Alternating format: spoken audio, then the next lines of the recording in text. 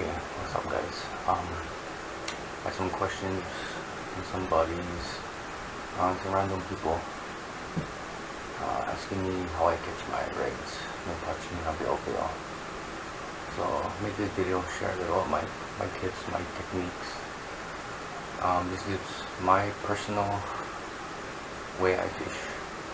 I will share different techniques and some other stuff. Other people do it in different ways. That's fine. My way works for me. I never got taught how to catch them when I grew up, so I had to teach myself. Okay. Sorry, I got my computer right here.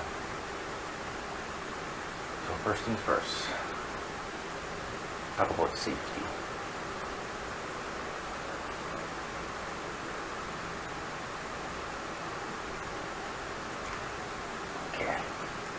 Every time I go fishing for rigs at night, I always let one family member and one of my close fishing friends let them know I'm going, where I'm going, how long I plan on being out,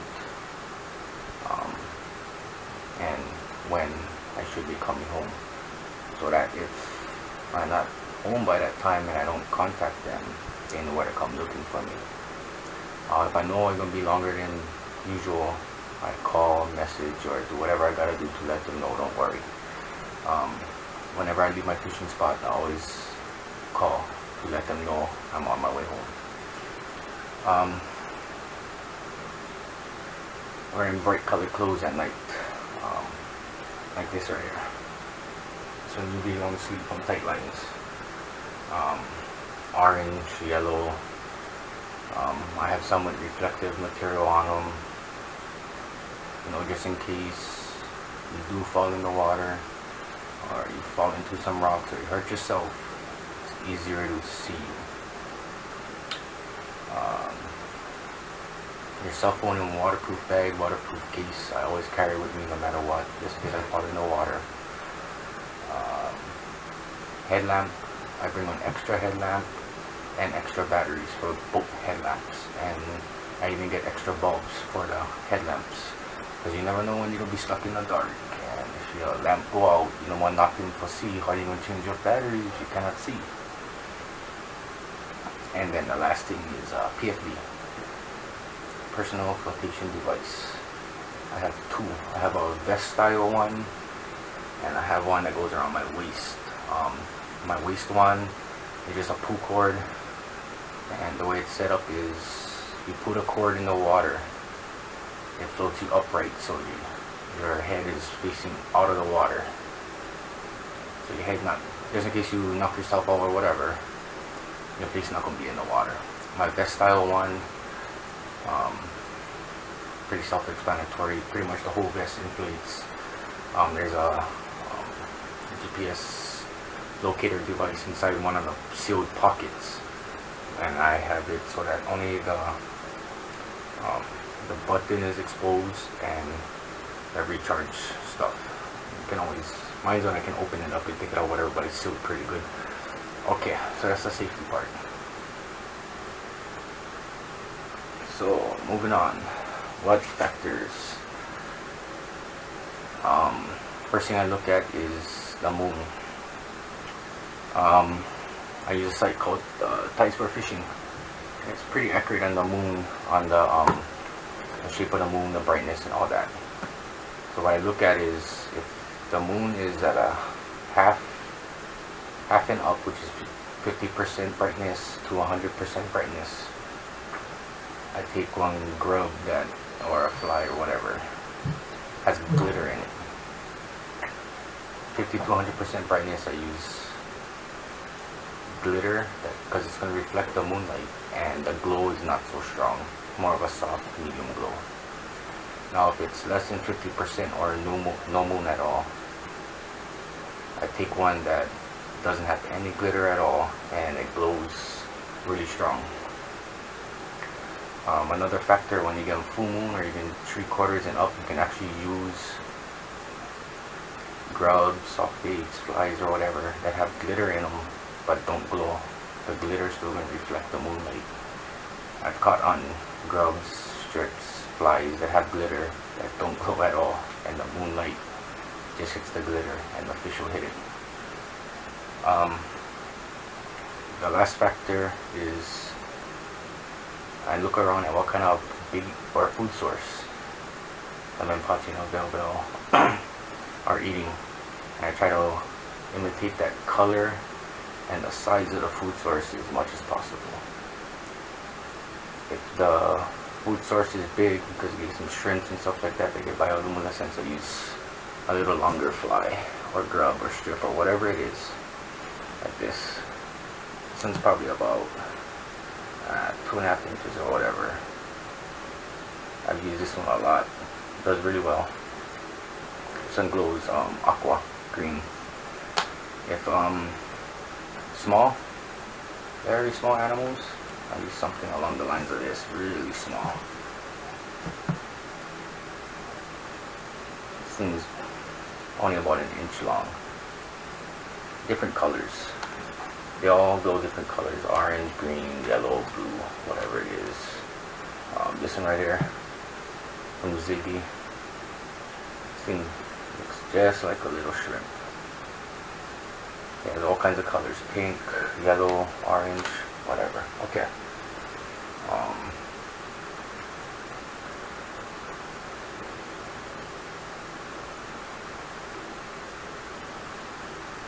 Next thing, depth of presentation. Where you want your lure to be in the water. I found that when get predators around, or when the Menpachi or Aweoweo are feeding really close to their what I call a home hole, their main hole that they stay in during the day, they can bite at deeper water. And you can easily tell if you fish a spot for a long time if they're feeding deep or if they're feeding on the surface. If they're feeding deep, then you want to use I like to use the greens or the blues. I found those to be the most effective, but the reds and the pinks and the oranges, they also work.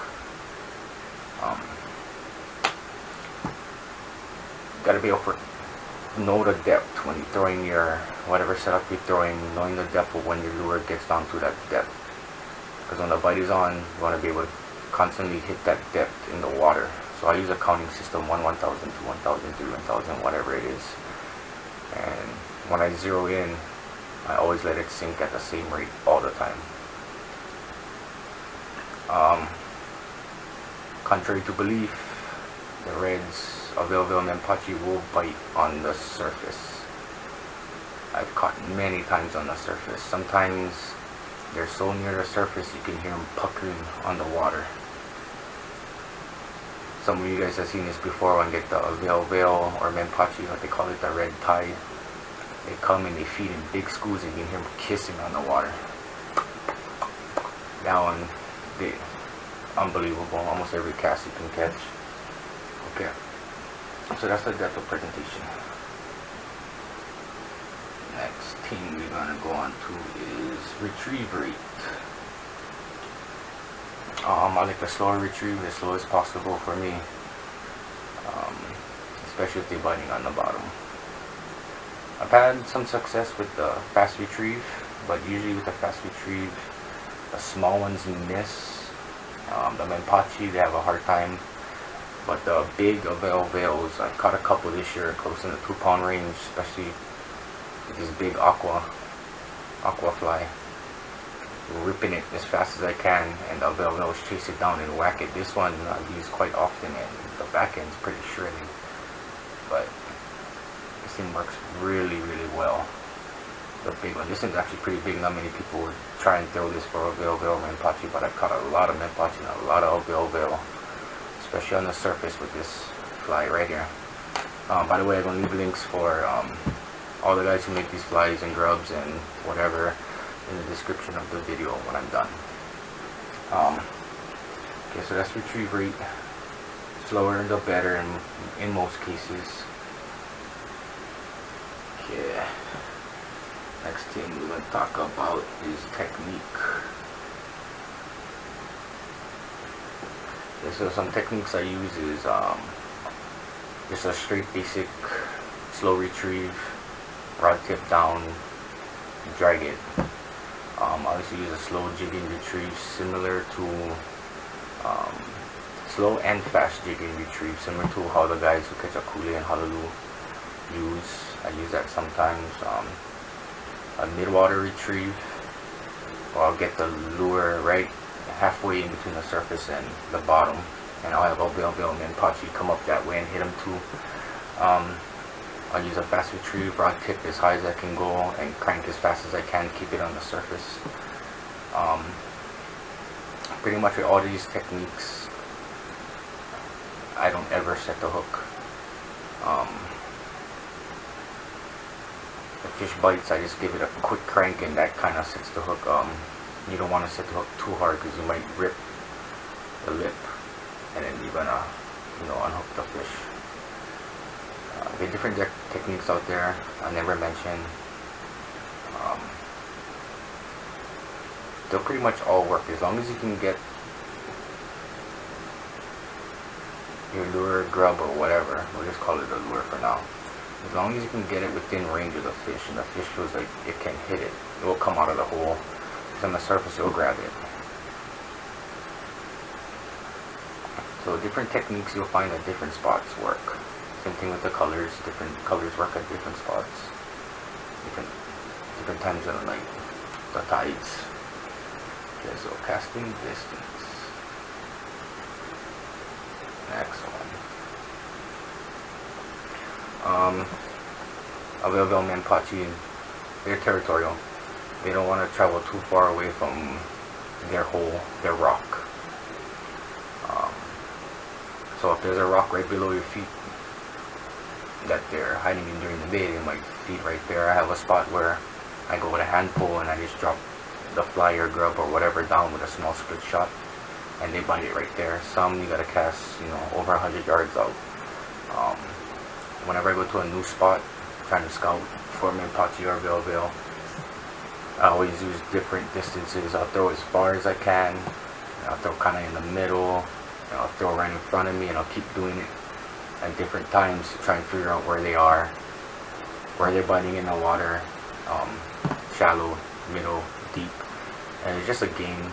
You gotta research the spot, trial and error, until you can figure out exactly where they're biting, how far out, how far in, on the surface, on the bottom, in the middle of the water, what colors they're biting, what style of technique to use. Okay. Distance is going to vary by area a lot. Every spot is different. So what do I think is the best time to fish for reds? Menpachi and Aweoweo. Every time I catch, I always take data down on the day, what time I caught them, at what point of the tide it was, what kind of moon there was, all the different factors. I jot it down, and I have a little chart that I keep at home on my computer, and it kind of helps me decide if I want to go catch reds, where I go, and what to do. I found that they do bite better on the rising tide versus the tide going down. I prefer to fish with no moon, or as the least amount of light as possible. When there's more than 50% light, my bites aren't too good. But this is only for my certain spots. Other spots might be different. They might bite better during a full moon, or they might bite better with no moon. So this varies by spot also. But this is just the info I gathered on my spots. Most of my spots, less light the better. So I use a lot of low glitter or no glitter grubs. A lot of my grubs, flies, strips, whatever, hardly have any glitter in them because I fish so much during the no moon or low moon. As far as the months, November, December, January, February, those 4 months for the past 4 years have done really well for me, even though I catch them year round. As far as quantity goes, November, December, January, February. The size of fish,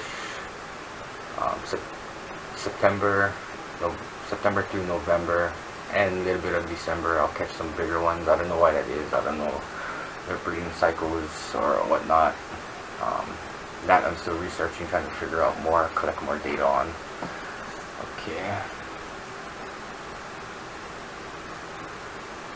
Okay, so the type of gear I use, I like to use as light as possible of everything. My rods I use anywhere from a 10-foot rod all the way up to a 14-foot rod. I have one 10-foot, one 11-foot, one 12-foot, two 13-foots, and a 14-foot rod. What I take with me, I usually always take 2 rods, and it depends on the location. Some spots I'm fishing horizontal with the water, so I can use my 10 or 11-foot. Some spots I'm fishing up on a ledge and there's rocks below me, so I use my 14, my 13-foot. The ledges really, the long rods help really a lot on the ledges. When you bring it in your line, prevent getting stuck or prevent the fish from whacking it. You know, if it's a fish that you're gonna release, you don't want to stress the fish out.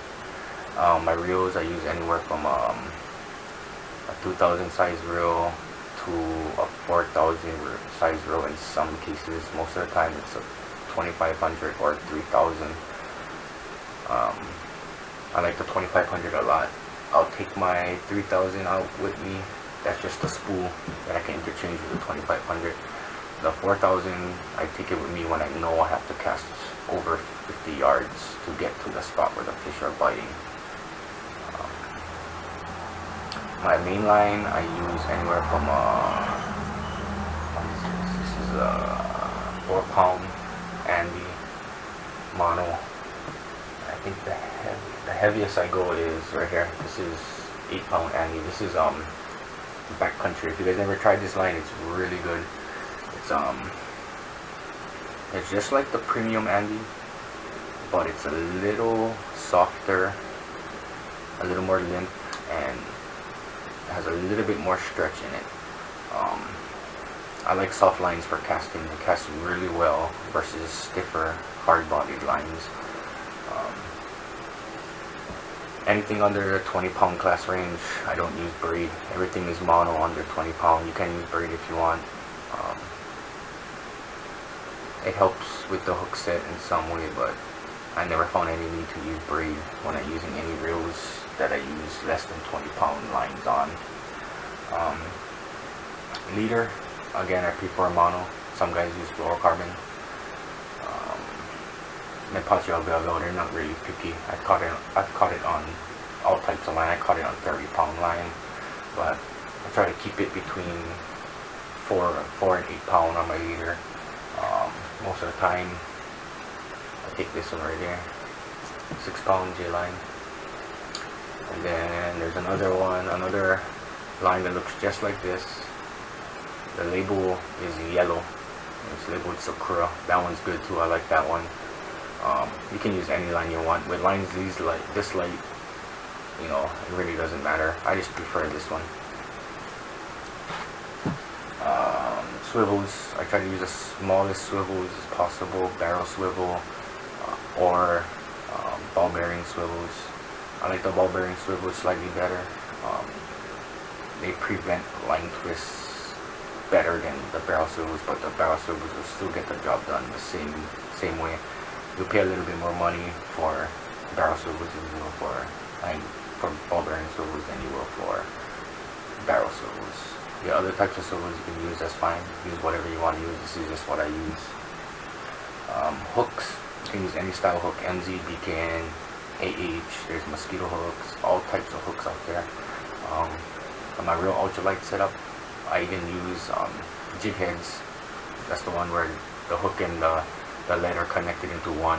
I'll use that. I prefer BKN 8, 10, 12, or 14 in extreme cases. If the tuwao are around biting, the papio are around biting, I gotta change hooks sometimes because the smaller ones don't do too well. I prefer MZ or BKN, mostly BKN because of the shape of the hook. The shape of the hook and the gap in between the shaft and the tip is smaller, and there's a little ridge over here. You know, if you're dragging on the bottom, it hits a rock, less chance it gets snagged. I haven't found any decrease in bites because of it either. I use MZ, I use AH, Dual, mosquito hooks, all kinds. I just prefer PKN. Egg-led, float, bubble. I use egg-led most of the time. My friend uses, he makes homemade wood floats out of cork, and he puts these, I think they're called torpedo leads inside. He uses that. A bunch of people use the golf ball. I personally never use the golf ball. It works. A lot of the old timers, that's all they use. I've got to learn to use them one of these days. You can use, when they're budding on the surface, or if it's shallow water, you can use bubble floats. Tough bubble preferably. They're a lot stronger than the your standard clear bubbles you're gonna find at Walmart, the cheap ones. Use a tough bubble, a lot stronger. Or you can use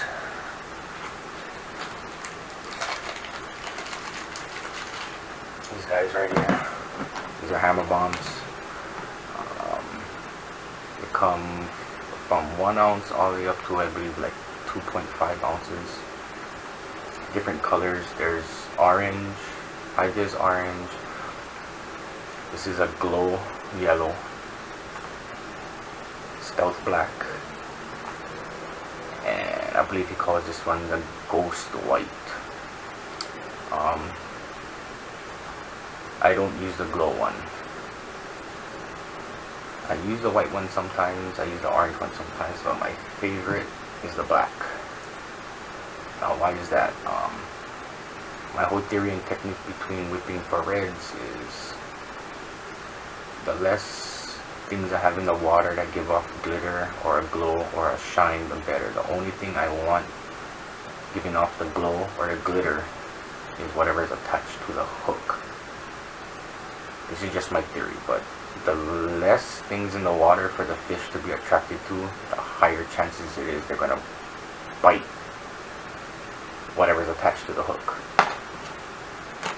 If you get too much things in the water, you know, they might hit everything except for the hook. So that's why I like the black. I do use orange sometimes. It's really dark.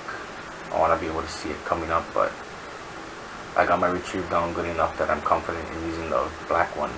This is a solid resin, super durable. You can throw this thing at the fucking wall and it won't break. Strong wire. It's a through wire. It's looped on both ends, but it's connected to one solid wire. I think it's rated up to 350 pounds. Not too sure. And then there's 2 barrel swivels, one in each end. I'll post a link for these guys in the description of the video. Pretty much all the fishing shops carrying them. If you guys are more interested in learning about them, they have a Facebook page, or you can contact Bill Newton. I have a beach buy and sell. He'll give you all the info you need on these guys. They're super good. I use this nighttime, daytime. I've thrown these things like 20 feet onto the ground. I throw them across the water, landing on top of rocks, and they only get little surface scratches. They won't break. I haven't seen one break yet. Yeah.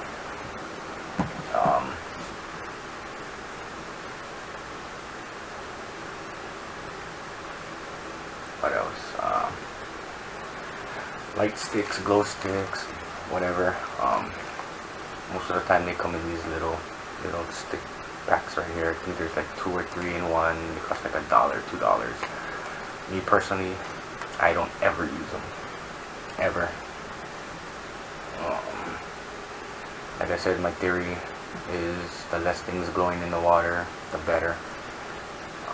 A lot of guys use them just so they know where their lead is, their floater, their hook, or whatever it is.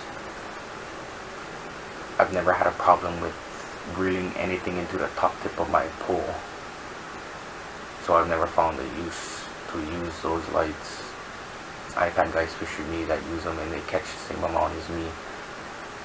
I don't know if they distract the fish or what, or I just don't use them. You want to use them, go for it.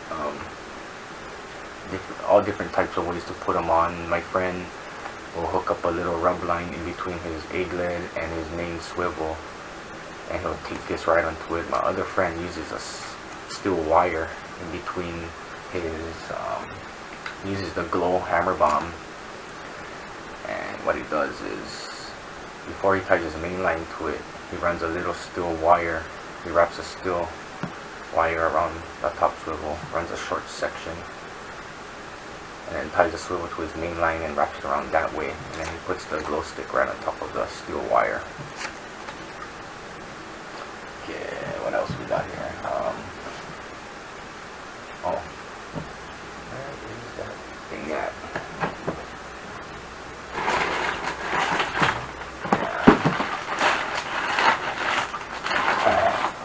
And you gotta have this is a charging light for the grubs or whatever. It's a UV light. This is Rapala. This is the mini charging glow. They also make a bigger one with a lanyard, so I just put it right around my neck. It opens up and there's two on each side. Two little UV lights on each side. Give off black light. All you do is you put your whatever you want to charge inside, and there's these little nodes, indentions on the side, so you can put your line in it, so when you close it, it doesn't damage the line. And just press it like that. I usually hold it down for like 2 or 3 seconds and then take it out, but you can see it charges it really well. Hard to see, but okay. I bring extra batteries for this. I have extra bulbs for this.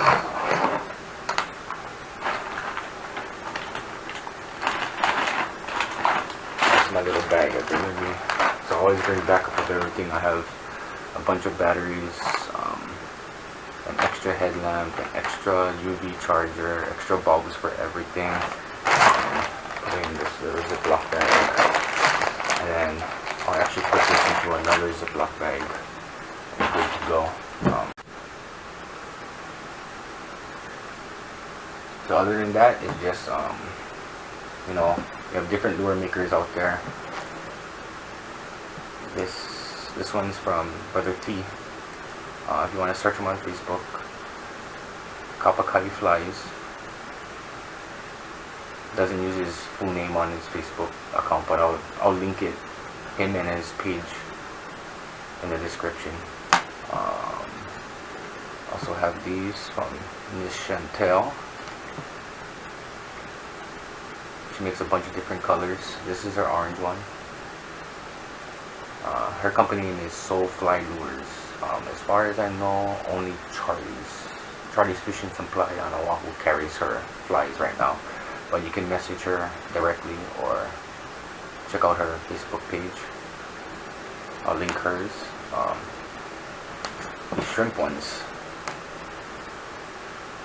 Actually got these from Lewis, and he directed me to Ziggy. So Ziggy, I believe he's on Maui. I ordered a bunch of these from Ziggy. These things are freaking awesome. I'll link his Facebook account in the description. I believe he just makes these, you know, out of his house and stuff, and he doesn't have he's not an actual business, but a good guy. These things are really awesome. They work during the day too. This one's your basic Makata lure. Automatic flies, Jordan Ito. He doesn't sell any glow flies, but I've been keeping up with him on his Instagram. I'm hoping he releases those flies he's been testing. He knows I've been waiting for them to come out. From what I can see, they're going to be really, really good. And I already throw his regular flies, really good quality. Nothing wrong with them. The hooks are awesome. He ties really well. Material doesn't come out. Really solid fly. Okay. Put these guys on the side. Also, Contact Lures, Kona on the Big Island. He sent me some glows before. He doesn't have them on his website, but if you guys want, no trouble in asking. I'll link his Facebook page, Contact Lures with a K. And Holo Flies, Jake. I think he's also based out of the Big Island. I haven't bought any yet. but I plan to because I really want to try them and they look really good. Other than that, you got all your basic soft plastic manufacturers. There's like over 100. You got local guys. You have Campania lures, completely hooked lures, Big Island baits. You can go online and find a bunch of different soft plastic grubs, strips, hybrids, minnows, a bunch of different stuff. Different colors. Decide what you guys want to use. On a side note, if you guys want to throw plugs at night, GTFC carries Collegiate Warrior glow-in-the-dark plugs. Also, GT Ice Cream makes a glow-in-the-dark plug. I know a guy who was fishing one night, and I met him in another shop a couple days before that. Recommended the GT Ice Cream. He went out with a GT Ice Cream. I don't know if it was the glow one or the yellow one or the green one or whatever, but he caught a pocket papio, Menpachi papio at night. So if you guys are looking on that route, you guys can do that also. Okay, so that's basically everything. If you guys like, and if I missed something, you guys can ask questions in the comments. I'll answer them for you guys. I'm going to try and post all the links for all the lure makers in my description. Also going to post a link to Tights for Fishing, which is an awesome website. I use it a lot. Sun, moon, any kind of stuff. Only thing it doesn't show is buoy data. That one you can go to the NOAA website or Surfline. A bunch of different sites out there. I like Tights for Fishing the best because it gives me the most info I need to figure out what I'm going to fish for. One more thing.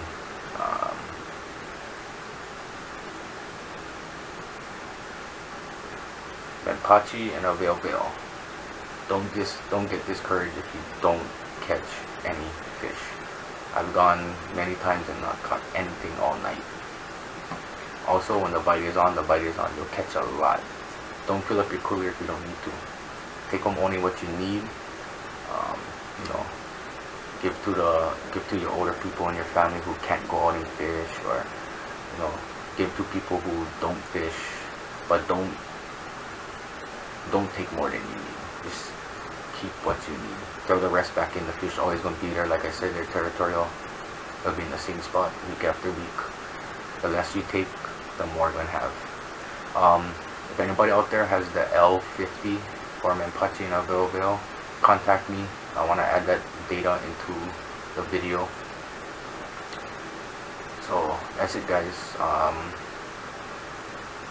going to link my Facebook account in the description also if you guys want to contact me, message me if you guys got any questions. When I do go out, sometimes I'll post up to see if anybody wants to go with me. There's a couple spots that are a little dangerous, so I don't let people know. I just call my fishing buddies because the ledges are pretty high, and when the surf gets up, you know, it can get pretty dangerous, so I can't be taking anybody out there. But most of the time I go to safe spots, so when I post up, don't be afraid, message me.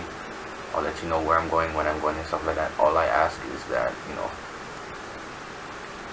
don't leave any of your rubbish behind. Take only what you need, and then don't spread the word to everybody, because I don't want to go there one day and there's 100 people there. Alright guys, thanks.